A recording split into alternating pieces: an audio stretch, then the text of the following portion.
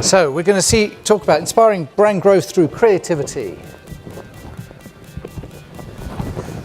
Right, let me just explain who we got here. We're very honoured to have here. So we have Tara Ford. She's Executive Creative Director of DDB in Sydney.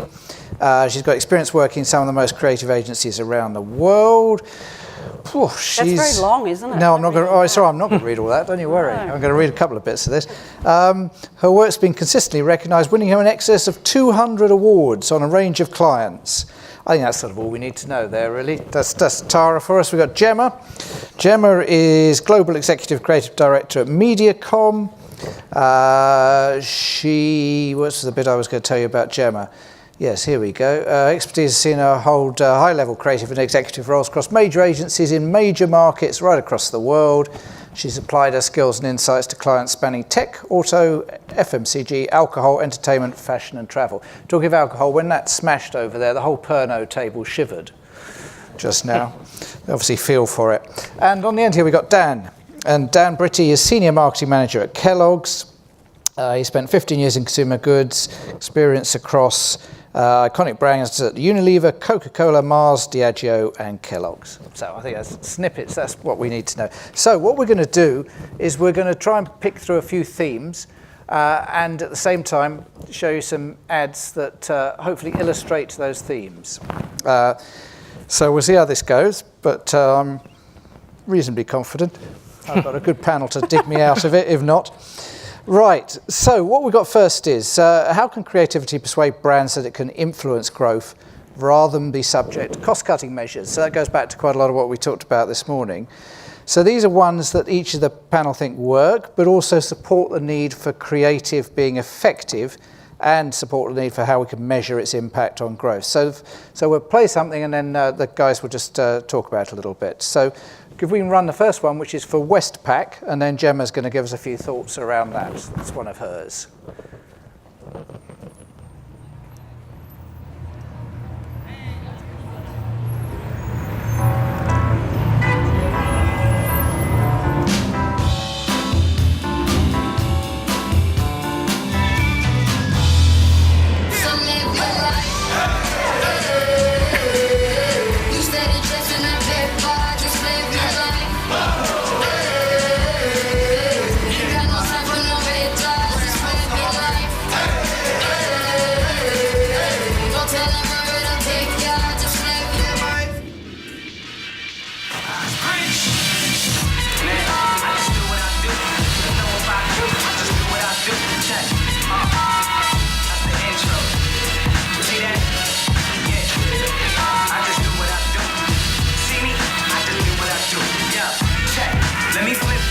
I feel privileged for all who can witness this. I am close to divine. Know the moment is mine, need an omen or sign. Provided a back sound to all the squares that ask around. We getting it, my skills pay me. Trying to get a million, baby, with an adopted flow that God gave me. Now.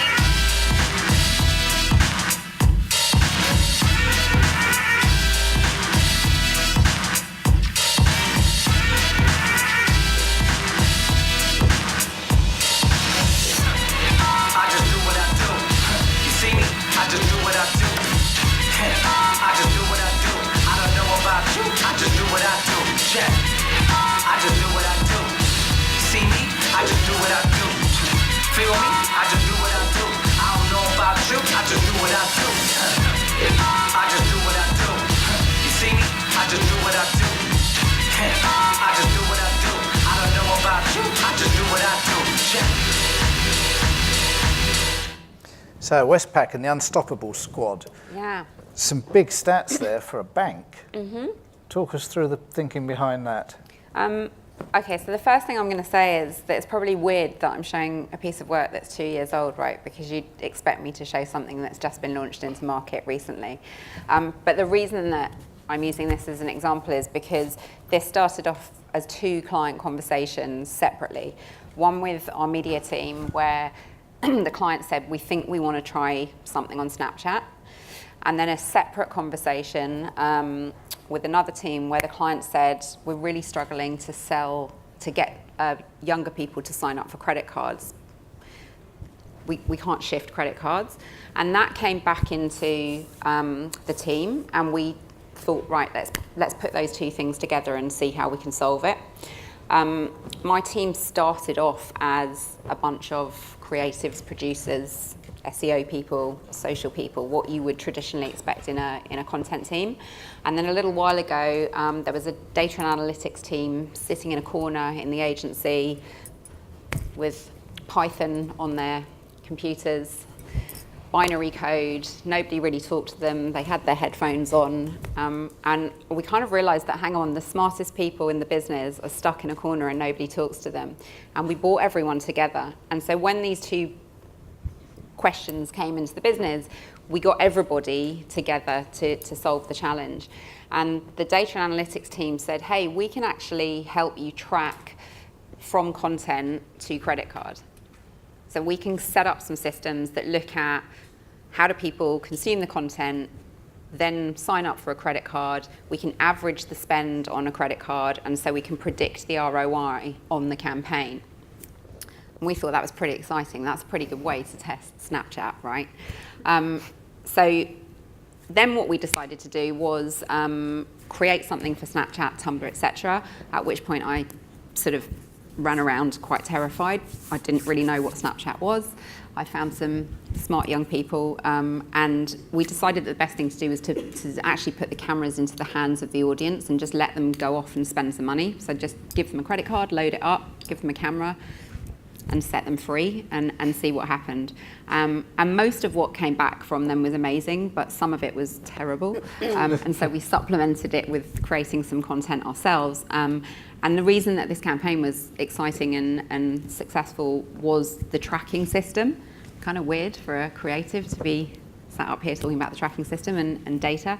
But that was what was sexy about this, because we were able to predict what we thought would happen and then track it and measure it all the way through to the end. And obviously I can't tell you the exact figures, but suffice it to say that this campaign really smashed expectations, and we had a lot of people sign up for credit cards and spend quite a lot of money, and so we were able to prove the ROI of Snapchat with this concept at 11-1 on this campaign. So for me, that's a good growth example. Inspiring growth and proving it. Okay, and we'll discuss this a bit more broadly in a minute.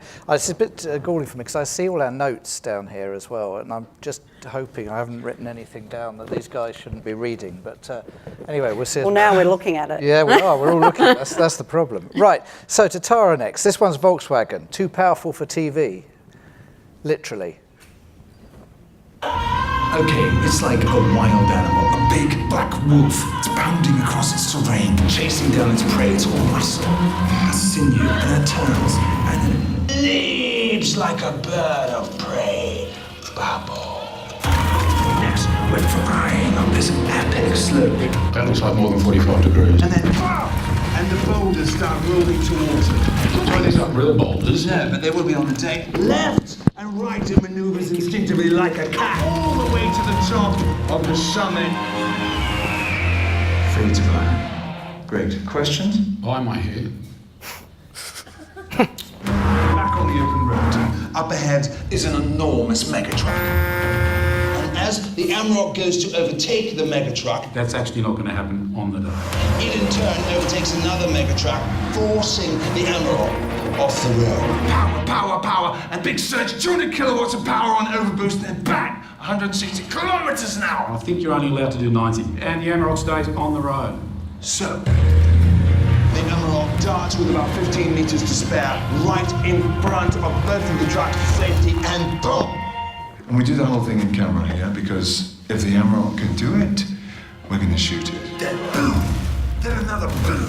Yes! Yes! The new 580 Newton meter Amarok V6 turbo diesel. What do you mean we can't show it? Tara, give us a background. So, well, we had the gift that this product, this vehicle, was the most powerful unit in its class, which is it's so wonderful when you get a brief that says something that tangible that you have that you can, that you can explode creatively. The problem is that with all the advertising standards in Australia, some of the tightest in the world, we couldn't show what it could do. you know, and I think obviously anyone who advertises cars knows this, you know, you can't just do anything you want, you have to be very responsible. But we use this to our advantage. I think, you know, we pushed it right to the edge and we made that our idea, the fact that we can't actually show you what this car can do, and then we dramatised it. And it was quite funny because it did get banned after all that. And then we had another version where the director's swearing and it's more, you know, Tipexed out and, you know, much more edited even from there. So I think just having fun with that rule and, you know, kind of dramatising it in a way. Did you go to the client in the first place and say, this will probably get banned? Or did you go to the client saying, we intend this to get banned? Or did it just evolve? Well, what we said is we'll shoot something that will be banned, Yeah. and then we will in the edit we will make something that we think won't get banned. But if it does get banned, we will be ready to put something else on there. And you know, this obviously I just showed you the TV ad, but it certainly played out online. We had online versions and more commentary and more things that played out in the social space. But yeah. So it was very successful for them, and also worth noting that they have a much smaller spend than a lot of their competitors. So, you know, I think year after year we've had to do something that is quite, you know, well, it has to have cut through because we just don't have the spend. So, yeah. And it worked, didn't it? According to these work. numbers we're looking at here, 19% year-on-year sales increase. Yeah, and I think, you know, it just really went up in test drives and sales and everything. So, yeah. So there's the answer, create some ads to get banned. Everything will be No, it's fine. been done, you can't. Oh, I don't know. This doesn't really stop anyone these days, does it? Right, let's take something from Kelloggs, slightly different. This is my perfect bowl. Before we show it, it's late in the afternoon, a bit of audience participation. How about that? Yeah? Can I get a bunch of hands in the room who have heard of cornflakes? Keep your hand up if you've eaten cornflakes at some point. Yep. Keep your hand up if you've had it in the last 12 months. And therein lies our problem. So we'll kick off with Perfect Bowl. My perfect bowl, just right, and the secret is fruit. I'm a fruity girl and I love some fruit. Blueberries, you know, blueberries. Oh, it's simple. I'll just put even more cornflakes on top. Plain cornflakes and plain cold milk. It has to be almond milk, it has to be really cold, and it's just like that. Around the edges, making sure not to get any in the middle so you can get the crunch factor. The beautiful synergy of rice milk on the rice bubbles. It's just right. Low-fat Greek yogurt, icy cold moo juice. Straight from the cow. That's how you like it, so it's still warm. Put in the chocolate milk first. Orange juice is the way to go. You guys are living in the past. Never. Is that a thing? The simple answer to that is no. But I'd try it. No. We all have our characteristics, don't we? I know, it's awesome. I know watching him enjoy his cornflakes. Look. This is my perfect bowl. What's yours? So it's cornflakes and Pernod for everybody at the bar afterwards. yeah, it'll work. So 90-year-old brand, I'll talk about cornflakes. I think that's the real hero of the campaign and what we've been doing. But 90-year-old brand, what more do you have to say about cornflakes? The biggest challenge we've got is you've got enormous awareness of this brand, enormous amount of people have tried it, but the appraisal and consideration of actually buying it with so much change in the market, people just don't think about it. It's not top of mind. So how do you talk about something that everyone knows about, everyone's tried, and enable a new story about it? So the idea was leveraged out of some work our UK team did, and we've adapted that for the Australian market. But it's really about celebrating the diversity of people and telling real Australian stories. Nothing that you saw up there was scripted. None of those people were actors. They were all Australians that all went out on a casting call just asking people who loves these brands, who wants to tell their stories and share the different ways that they love the way that we eat our food. And the whole idea of it is inspiring other people to come back and reappraise our amazing brands and our amazing food. Because, like you said, everyone here's tried it. What's the reason to come back? And the numbers are starting to show really, really strongly. It's only been in market for a month. We're already starting to see single-digit growth. We're coming off 2 years with a 90-year-old brand where we had 5% growth last year and 3% growth the year before. Anyone who's worked in FMCG knows as soon as you crack the 1%, you're pretty happy with getting past it.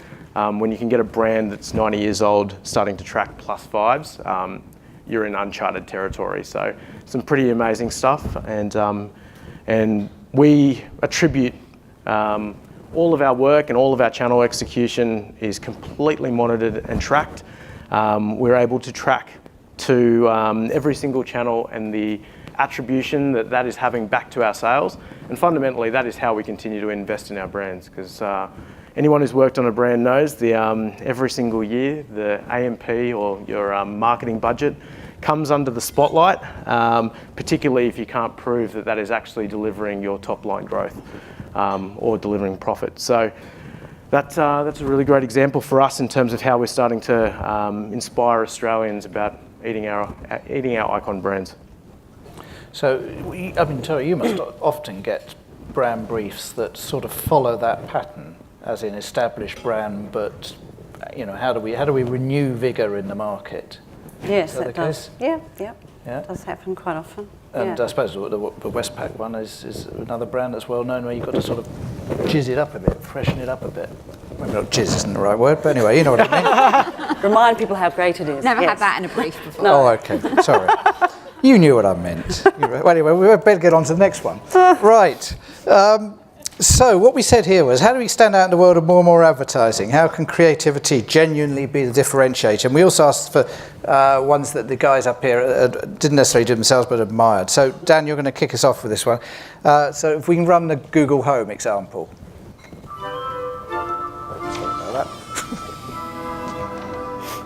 Mom? Dad? Hey Google, what's on my calendar today? You have one event called House to Yourself. Oh yeah. Hey Google, add aftershave to my shopping list. Hey Google, remind me to clean these sheets later. Okay, I'll remind you. Someone's at the front door. What about you? Looks like you paid online. Keep that change, you filthy animal. Okay, cool. Hey Google, turn down the temperature 2 degrees.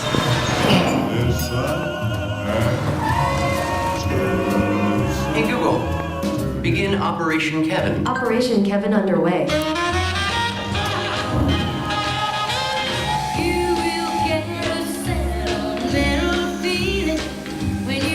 Better get out of here before somebody sees us.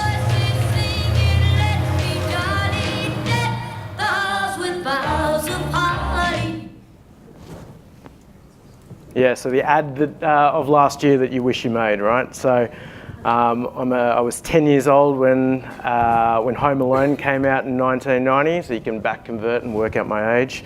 But the great thing about this spot is it elicits every single emotional connection that you've got in your brain around the great stuff that movie elicits. I'll talk a little bit around voice, because if you think about the challenge that Google would have gone through at this current point in time, is you're coming into Christmas, you're trying to drive penetration against Amazon, Apple, and yourself, and win in households to be the first of the manufacturers that gets that piece of hardware in. You've got a whole bunch of consumers that are aged probably between 25 and 55 that are kind of thinking about what's voice, what's the purpose of it. You're trying to sell a whole bunch of benefits of what voice can do in your home that you really didn't think anyone's going to need, but needs to sell that benefit. And I think when you look at something like this, they've tapped into your occasion.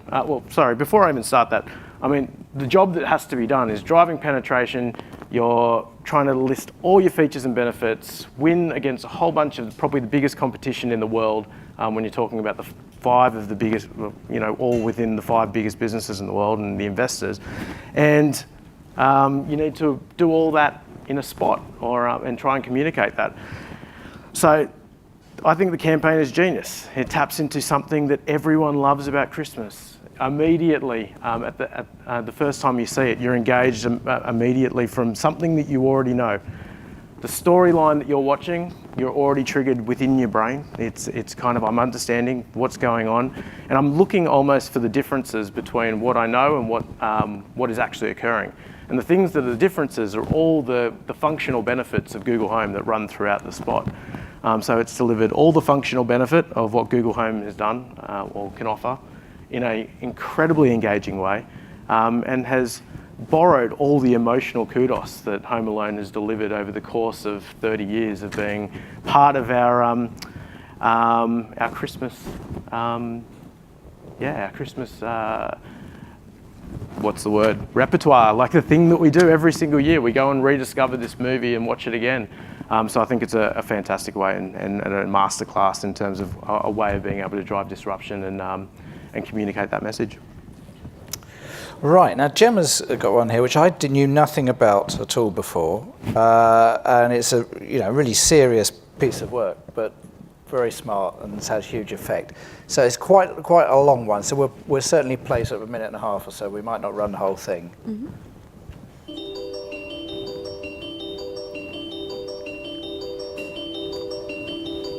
Now, if you're heading to the Pacific island of Palau, you'll be signing up to a new pledge. Human impact on Earth's environment is one of the biggest challenges facing the world today.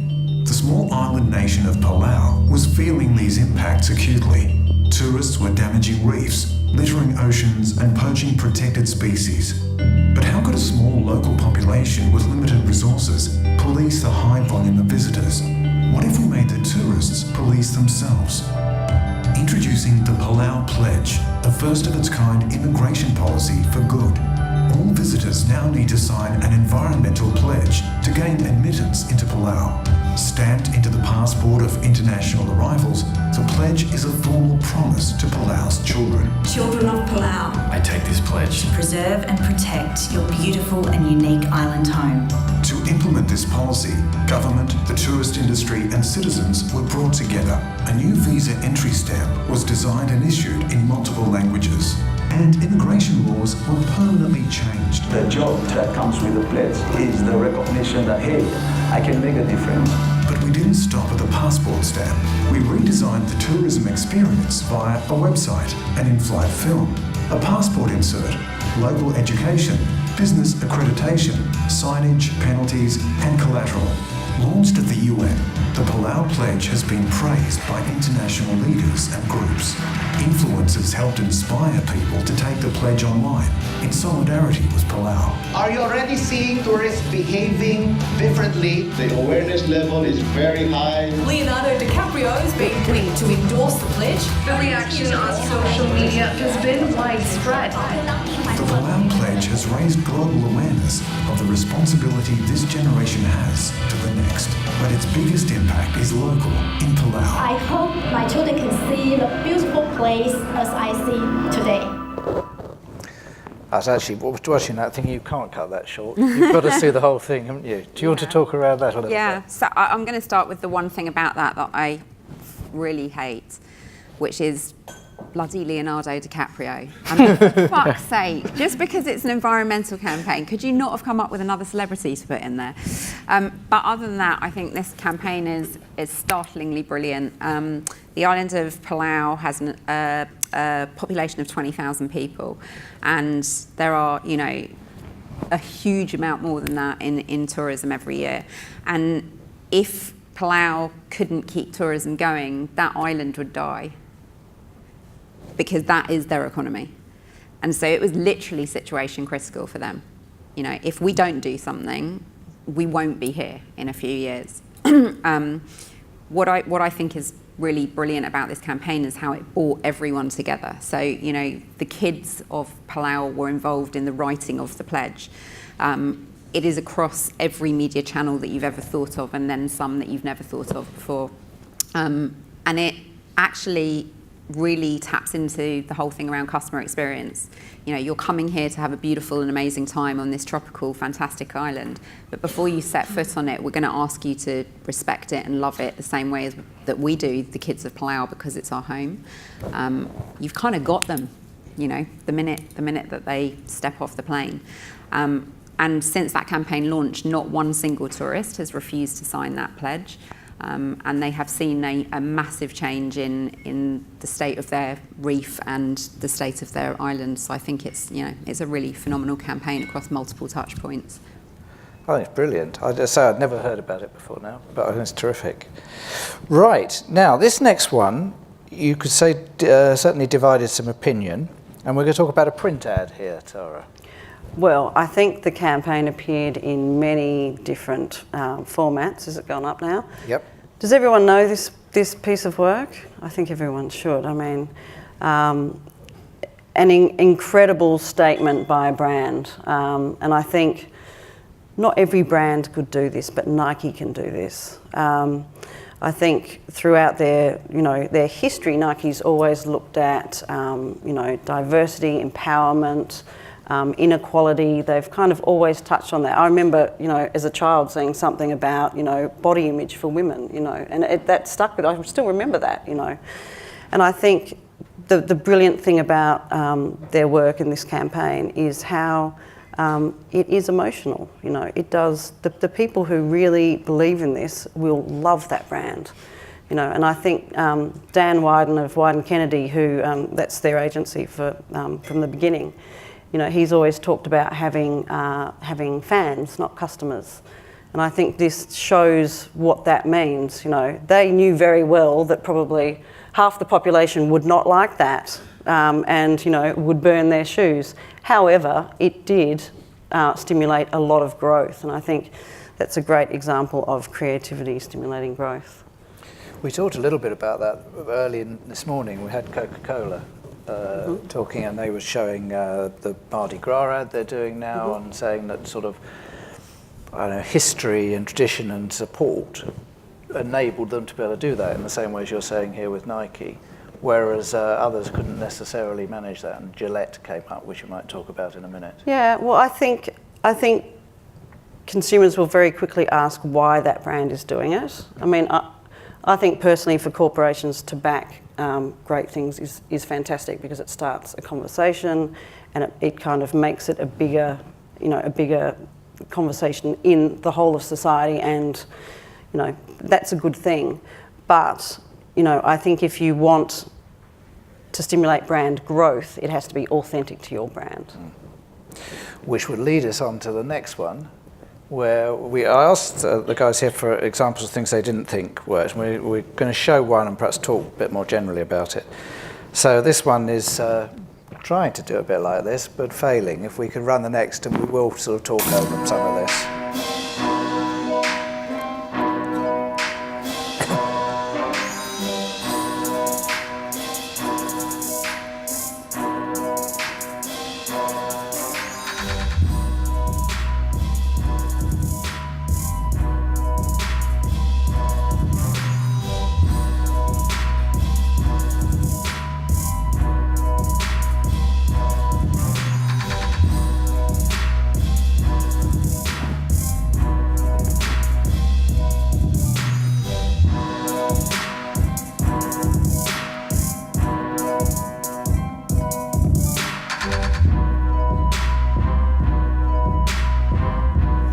So if we keep it running, but we'll lower the sound a little bit. Gemma, do you want to talk a bit about this?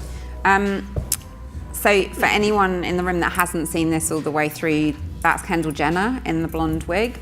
And towards the end of this, which you'll see eventually, she decides to join in the protest and faces a line of riot police and hands over a can of Pepsi, and the world is a better place. Oh dear. So I'm going to park the diversity issue for a minute and talk about something else that's a problem with this campaign. And it's a problem that I think a lot of brands are facing in the content landscape, and that is mixing your creative metaphors.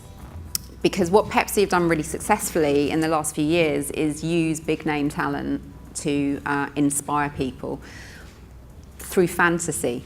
So if you think about ads that they've made with Beyonce and other music stars, they've respected the medium in which those stars operate. So when you see a Beyonce video, it's fantastical, elaborate, and amazing. And they take Beyonce and put her in an ad and stick true to that. The Kardashians kind of bridge that line between what we have commonly come to know as reality TV, which is about as real as a fish on a bike, frankly. And I should know because I've produced a bucket load of it in my time. I'm really sorry.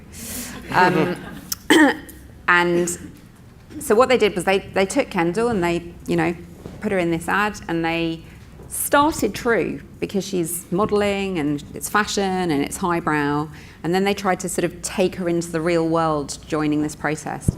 But there's nothing about her life that is out in the public era that is real. Everything is completely curated. Their social media accounts, their TV show, it is all designed to build a brand, their brand. And so there were two completely conflicting things going on creatively in that piece of content. So that was mistake number one. But more important than that, mistake number two, and I think you mentioned it rightly so a minute ago, is that if you're going to move into a sort of social or political space, there for me are three key words that you have to stick to. And the first one is authenticity. The second one is relevance, right? Should you be there? Is it relevant to you as a business and to your audience? So in this instance, yes, it's relevant to the audience. And on paper, you could say maybe it's relevant to Pepsi because they have diversity policies, etc. But the final word is proof. And there is where it fell down, right? Because Pepsi in no way can prove that they are actually doing anything about Black Lives Matter. There are 6 people that are credited for this dreadful piece of work. 3 men and 3 women. Good start, right? Diverse team. Nobody of colour anywhere on the project team. That's already a problem for me, because if you're going to make a statement about Black Lives Matters, how can you not be talking to the community that you're talking about when you're producing a piece of work? I think the biggest surprise for me is that it took 6 months for the person responsible for this to resign. Like, seriously, dude? You don't like it much then, I think we can take from that. Tara, have you got any thoughts to add on that? I agree. I think when we first saw it, it was like, have you seen that ad? Yeah. It was really like, my God, just tone deaf in every way. Do you know whether this was an agency idea or a client idea? Internal. So Pepsi have an internal content team. Yeah. The thing I find baffling about it is how many people are in Pepsi's organisation that would have seen that spot before it went out. Yeah. And no one put up their hand saying, maybe not, because it didn't take longer than 24 hours or hours of it dropping, minutes of it dropping, for the backlash to begin. Yeah. And I think actually it's a really good point, because I'd call buzzword bingo on that, right? Because it's got an influence in it. It's all going to be fine. Like actually really sort of think about what you're doing and who you're doing it with. Don't just go influencer, it's all going to be fine. She's got millions of followers, woohoo. I think even if you take the Black Lives Matter issue out of it, it's just terrible creative anyway. Right, yeah, it is terrible. It doesn't really win on any count, that one, does it? No. Okay, right. We'll just ask you each a question before we get to the sort of final ad. Brand advertising. So a lot of what we talked about today, with all these brands in the room, we talked about brand advertising. We talked earlier about short-term versus long-term thinking. Is brand advertising under serious threat as digital drives short-termism, or is it a great opportunity for digital to add to brand advertising? I think it's definitely an ad situation. I think. And is that what you see happening, or what you see should be happening? I think it is happening more and more. I think that people are coming back round to a more kind of holistic approach. I mean, short-termism, literally, your growth will do that, and that's very alluring to get the spikes. But, long-term, you do need brand to drive it in that kind of shape, back to front for all you guys like that. But, I think you do need both. And, brand can live in the digital space also. So, I think of that, the Nike spot I showed, or the the still I showed, the first time I saw that was on Instagram. That's how I consumed that, you know. So brand advertising can appear everywhere. So I think short-termism is not necessarily digital. Do you get clients coming to you, either of you, where you think, oh, hang on, you know, that is just really short term, this is actually going to damage the brand in the longer term? Well, I think that's something else if it's going to damage the brand, but I think it's got to be a balance of things. Yeah. You've got clients coming to you where you feel the balance is wrong? Or are you having to persuade them to get the balance sort of rectified? Well, I think with all clients, you kind of you talk a lot before you do anything, and I think you come to the right conclusion for what they need. Gemma, I don't know about your example you had before where the clients come to you and basically said, we want to do something on Snapchat. Mm-hmm. Like that kind of feels like, oh, we want to go play with the toys, as opposed to really understanding what the need is for us to solve for. And I think taking those two inputs actually helps solve the problem for Westpac, as opposed to going off, taking the brief of, we're going to do something fun on Snapchat for no outcome. And it's a really good point, because I actually, in you know, running a content team, get this quite a lot. We need to do something on Facebook. We need to do something on Snapchat. We need more content. What do we do with influencers? Like, honestly, if I had $1 for every time I heard those questions, I could happily retire and go and hang out on Lindell's yacht. But Pepsi. So, and I think, I think somebody earlier mentioned, you know, on another panel mentioned asking what the questions are that are really going on in the business. And that's kind of, that example is that we went and sought out another question. So, you know, what really is the business problem here? That then this might be the right channel to do something in. And that's always the question we should be asking. I think in terms of sort of digital, I think as an industry, we still default to thinking that digital is a channel, but digital is a way of life. Like, digital is the world we're in now. And so we kind of need to think of it through the layers that way rather than that way. Yeah, I tend to agree. I mean, I think short-termism comes from the reactionary way of which we think through the idea, where if you think of long-term platforms and thinking about things that you can do over a continuous and consistent way over time, you can build distinctivity on brands and you can continue to go in it and solve that problem. But the minute that you're going in and looking at solution-focused based on a channel or just thinking I need to do something on digital, like therein lies a problem.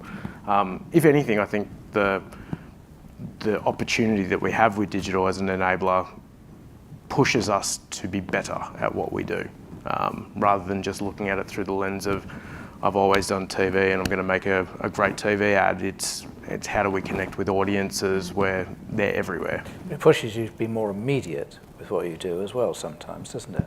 It depends where you're engaging with your consumer and what your task and objective is.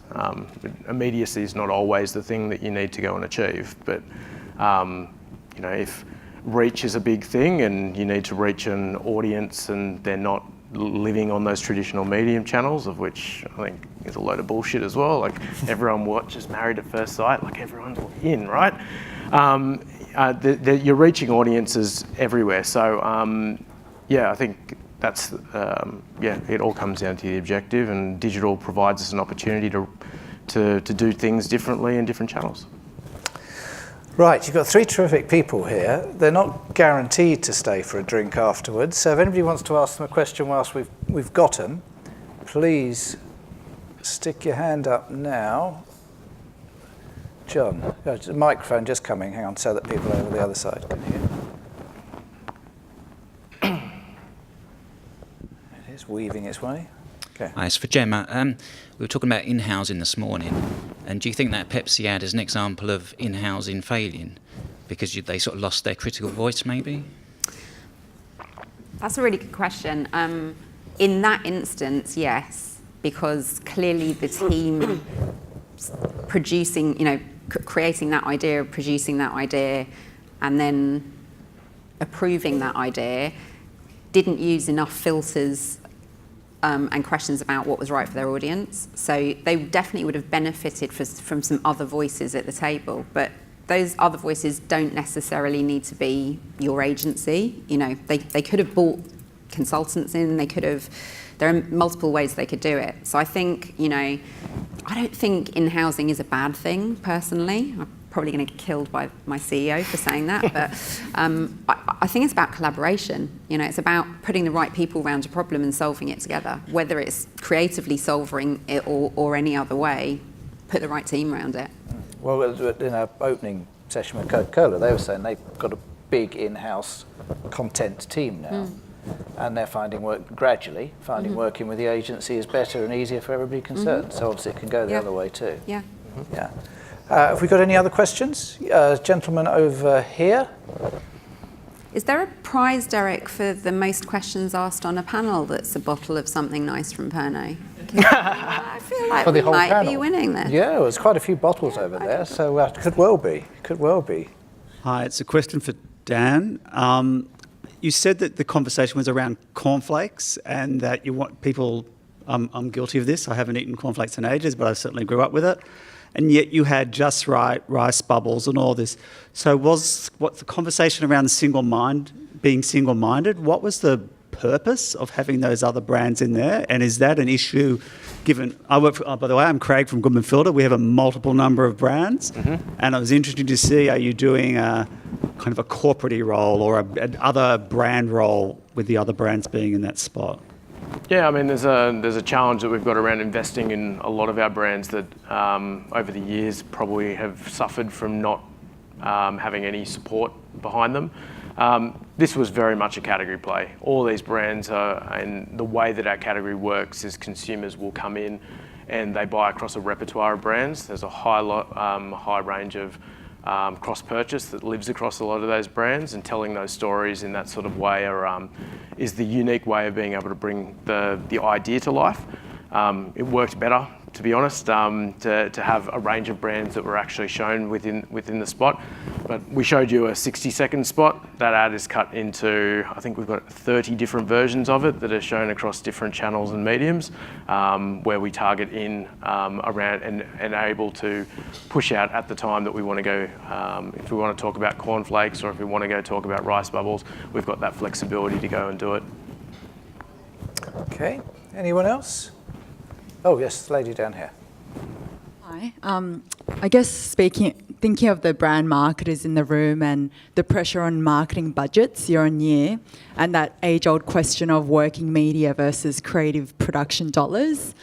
And as the media world gets more complex and you've got to create a lot more formats, and it might be living on digital channels that are alive for one day but then gone the next as we optimize creative, how do you guys face that challenge with your clients today? Tara, do you want to start on that one? I think it always depends on the idea with how you split it with, media. I think, yes, the budgets can be challenging, but I think, just working within that creatively and getting solutions that way is the best way. I think creativity is still always going to drive growth. So I think as far as it just depends on what the project is. The more I think about it, and who what the client's trying to achieve. We have a rule in the team, and that is production optimization as well as media optimization. So we'll never go out and just shoot an ad for a client. We will always be looking for ways that we can optimize the production crew that we've got to shoot for as many different channels as we can in one go. And it's not TBC first and everything else afterwards. And it's taken a really long time with some directors and production companies to kind of go, these two things are equally important, and therefore everybody on set is equally important, and we all need to get what we need at the same time for the same money, and that's what we've got to make work. So kind of that's our commitment to our clients, is we'll make the budget work harder without sacrificing the idea. Okay, right, I'm determined to steer us to 5:30, having caught the time up. So we've got just one more ad example to show, which is fun in itself, and Dan's got a couple of points about this one.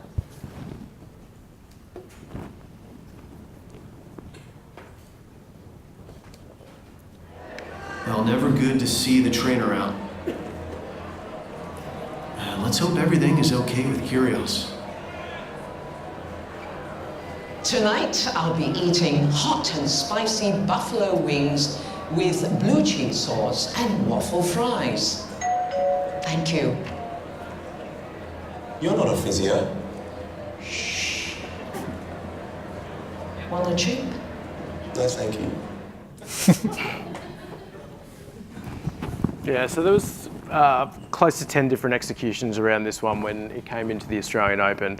Anyone who's familiar with Uber Eats' campaign idea of tonight I'll be eating will see that consistent formula that they run and have run for the last 3 years. It's pretty formulaic, and pick a celebrity, have the celebrity tell you what they're going to be eating tonight. Doorbell rings, food gets delivered, visual gag, finish. The repetition of that campaign idea over time has enabled people to create memory structures in and around Uber Eats. They understand the formula, and then when you put it into something like this, where you have a partnership in the Australian Open, and you can break attention so well in that when you're going from a time in play, crash to an ad break where it feels exactly like what you've been watching, and blur the lines between advertising and advertising and the content. It's brilliant. And the following day after this first dropped, complaints galore in terms of the blurring of advertising, and are we blurring the lines between content and our programming? It's like, no, that's great advertising. You just kudos to Uber for actually working out a way to completely engage. And I think this is just a really great way of linking in your big partnership that you're having on ground and through a media partnership, and at the same time using talent running through with your existing creative idea. 3 years now, doesn't look like it's losing any steam, and continues to drive penetration and awareness around their brand. Sadly for Kyrgios, he's better in the ad than he is on the court. Yeah. Isn't he? At least he was polite. Yeah, I think people were just angry because they had a couple punts on their sports bet that they might have got a little bit upset. Right, we could go on, but we're not going to. We're going to leave things there. Huge thanks for our panel, please.